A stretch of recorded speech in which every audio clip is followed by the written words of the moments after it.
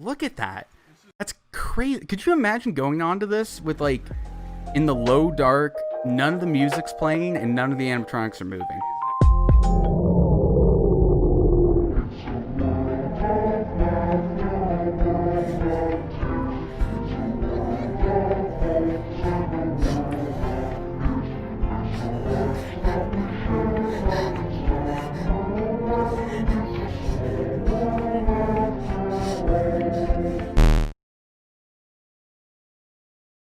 What is going on, ladies and gentlemen? My name is Mason, or UniqueGeese, back again once again with yet another live stream. How is everyone doing today? We're back at it once again live over on Twitch. We're going to be recording a new episode of Fearphobia right here live. For this episode of Fearphobia for the YouTube side, I brought on piranharoni, who's another, I don't want to say fear, but he's talked a lot about submechanophobia, animatronics, theme park attractions. I brought him on and he recorded a few segments for this video. The first animatronic malfunction actually comes from, what's it called?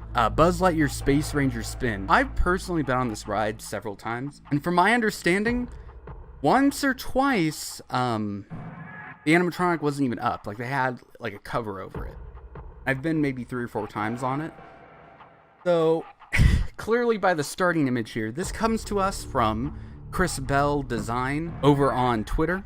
Okay, it's better when there we go. Look at that. So the obvious problem here is that his hand is completely detached. Look at that. Look at how that hand is just hanging and it's just flopping around, dude. That can't be good on the wires. Look at that. Crazy, dude. That is wild. I'm not gonna lie, it's kind of terrifying. That animatronic's massive anyway, so it's a little bit, like, kind of creepy anyway, especially when you're a kid. This adds to a lot. Look at that thing whip around, man. That is wild that they wouldn't just... I feel like the second that a cast member saw that, they should have just dropped a screen over it and then just ran off and been like, okay, we gotta clean it up. We're going to be tackling more animatronics today. So cheers, UniqueGeese, for letting me join you on your channel today. You've sent me over some really cool stuff to look at. 3 things, to be precise. So today we're going to look at them, and I'm going to give you my opinion on them and tell you if I find them terrifying or not. That's pretty much what I'm here for. Okay, so the first video I'm going to take a look at is the Ursula beheading, which sounds pretty brutal. I'm not... welcome to Disneyland, kids. We're going to watch Ursula get beheaded. French Revolution 2.0, but Disney edition. Disney edition French Revolution, where we just behead all the Disney characters. Can we make that a thing, Disney? I love the way it's just hanging off. I'm gonna see if I can replicate it, okay? It's a little bit like this. It's a little bit like that. And she's kind of like doing this evil monologue, right? And she's kind of standing like this, kind of doing her thing. I don't know. I'm gonna replicate it best I can in like a true animatronic fashion, right? Just kind of doing this kind of vibe. Bro, I'm just doing a TikTok dance at this point. How'd you do it? Renegade, beheaded Ursula. Hell yeah. Renegade. That's not the renegade, that's the woe, moron. So yeah, beheaded Ursula is actually kind of cursed, I'm not gonna lie. It doesn't really scare me or anything like that, it's just a little bit creepy looking. It's just the way the head hangs off of the body. Disney's quality standards are usually really, really high, so seeing this kind of thing is really cool in a way, more so than it is creepy, because Disney specifically don't like the public seeing this kind of thing about them. They like to be very, you know, uptight, high standards kind of type beat. Ooh, this one's gonna hit close to home for a lot of people. This is a good time to be watching this video. So I found this video, it's from Theme Park Review. If you guys can't tell already, this video is actually Splash Mountain, but none of the music and none of the animatronics are working. You can hear the guys talking, they start singing and stuff. So obviously none of the animatronics are actually running, which is kind of terrifying. Look at that. That's crazy. Could you imagine going on to this with, like, in the low dark, none of the music's playing and none of the animatronics are moving? Look at that. Look at how they're just not moving, they're not talking. I'm trying to scrub through this because I don't want to sit through the entire thing, but none of the animatronics are moving. There's just no music, nothing. They're just going through completely silent. They're singing Small World in the background. That's funny. They just watch. You know how much fun? Low-key, this would be fun. There's no music. Okay, so this is one of the last drops. Normally they're talking, egging you on. This animatronic's not moving at all. That's terrifying in its own right there. Just not moving. And then, of course, this is right when the drop happens. This is cool at night. But yeah, just the idea that, like, none of it's operating. So they went through the entire ride in, like, complete silence with just the water sounds. That is terrifying. That, if that's not creepy, I don't know what it is. The next video we're going to tackle... we're going to tackle Mr. Potato Head with his ear coming out of its socket. Do you have an ear socket? Is that a thing? Is an ear socket a thing? You don't have an ear socket, do you? No one has ear sockets. He's got ear sockets. That's not a thing. Anyways, Mr. Potato Head rips his own flesh off. Let's take a look. So this is from Toy Story Midway Mania back in 2012. Mr. Potato Head just rips his ear off. That's literally it. This is actually a really popular clip, and if you type in Toy Story Mania, it's one of the first suggestions that comes up in Google search results. He kind of looks like he's seen some things, doesn't he? After he takes the ear off, like he drops the ear, and then that's like the second everything changes. Removing his ear triggered his Vietnam flashbacks. Yeah, something like that. Yeah. He's seen something. He's definitely seen something. It's like he just finally realized that his life has been entirely a lie and ripped his ear off in frustration and depression. This must have been what Van Gogh went through. Yeah, dude. You know, whenever I'm really stressed out or I'm feeling really low, you know what I like to do? I just like to empty my ear socket. I just have to rip it off. I'll give it a go now, actually, to be honest. When you realize you're the potato version of Steve Harvey, you know what? You're right. Look at that moustache. You could, like, Mr. Potato Head just is Steve Harvey, dude. And you can't convince me otherwise. You can try and convince me that Mr. Potato Head isn't Steve Harvey, but Mr. Potato Head is just Steve Harvey. He's just animated Steve Harvey. I mean, the personality is exactly the same as well. What else is there to it? There's nothing else to say. Mr. Potato Head is Steve Harvey. That's it. That's all I have to say. Cool. Bye.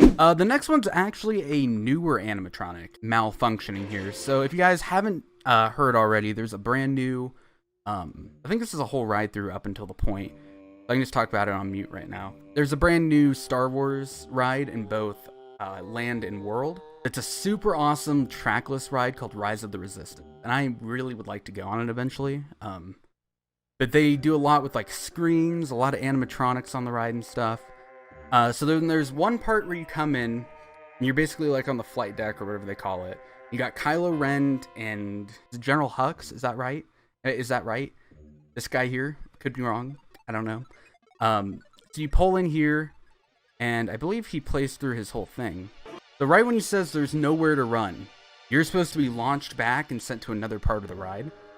But if you look, Kylo just kind of chills here in this breakdown. So you're stuck there in a dead stare with Kylo Ren for... Well, actually, they timed it. They put a timer up for how long they were stuck there. Look at this. So they're looking around and getting different looks at stuff. Different looks at like the screens not having much animation on them and stuff. Crazy. So do they get evacuated here? You guys broke our ship. Oh, he didn't. So that's actually, I like that detail. So this is actually hilarious.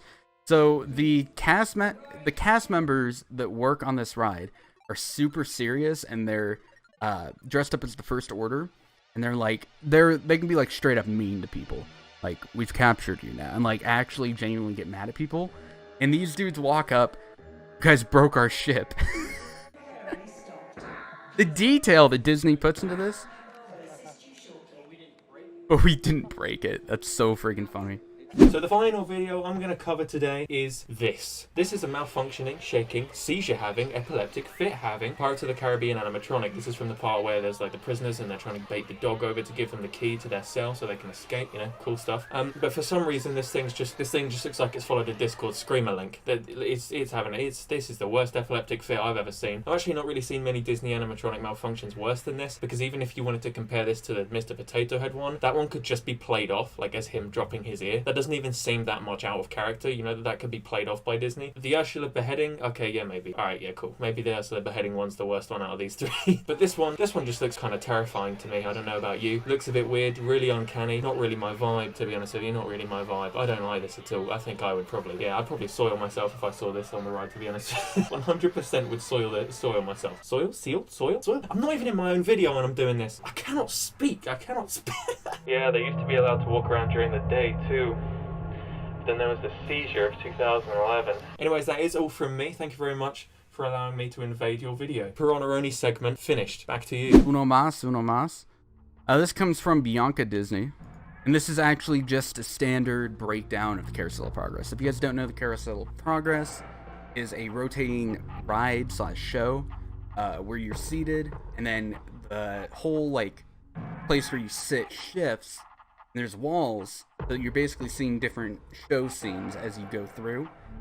And obviously it's not moving, and then obviously the animatronics aren't functioning properly. I think that's the dog is just stuck in like a really stiff. What's interesting, I think, is still on time. The light comes on to show this animatronic here. Nobody's really moving. A lot older of a ride than like Rise of Resistance, but yeah, I think that's gonna be all of our coverage for Animatronic Malfunctions. If you guys enjoyed the video, make sure to drop a like if you haven't already, and go check out my man Piranharoni.